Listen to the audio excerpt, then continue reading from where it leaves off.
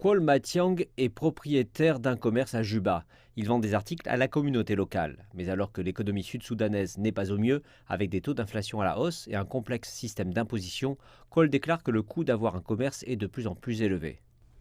Les fonctionnaires des impôts continuent de venir ici. Tout le monde vient et demande de l'argent. Et ils sont très violents. Et même quand vous avez les documents valides, ils veulent que l'on paie encore. Et cela tue nos affaires. Alors que la plupart des articles au Soudan du Sud sont importés, les faibles taux de change ajoutent un autre fardeau financier pour les propriétaires. Il n'y a actuellement aucune institution financière fournissant des prêts aux petites et moyennes entreprises au Soudan du Sud. Le dollar est cher quand vous importez des articles, vous dépensez beaucoup, ce qui signifie que les objets présents ici seront aussi chers pour nos clients. Mais désormais, ils ne peuvent pas se les offrir. Les affaires déclinent et personne ne veut comprendre cela. Les commerçants déclarent aussi avoir été stoppés sur les principales autoroutes en transportant leurs articles et qu'on leur a demandé de régler un droit de passage. La Covid-19 et les inondations dévastatrices ont fait empirer la situation économique et réduit le pouvoir d'achat de nombreuses personnes ici.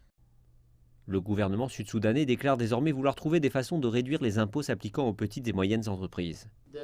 Les lois du pays encouragent l'investissement, et c'est dans la constitution du pays et d'autres lois. L'investissement est encouragé par ces lois. L'espoir est que ce genre de soutien favorisera la croissance des commerces et aidera à relancer une économie en souffrance après des années de troubles.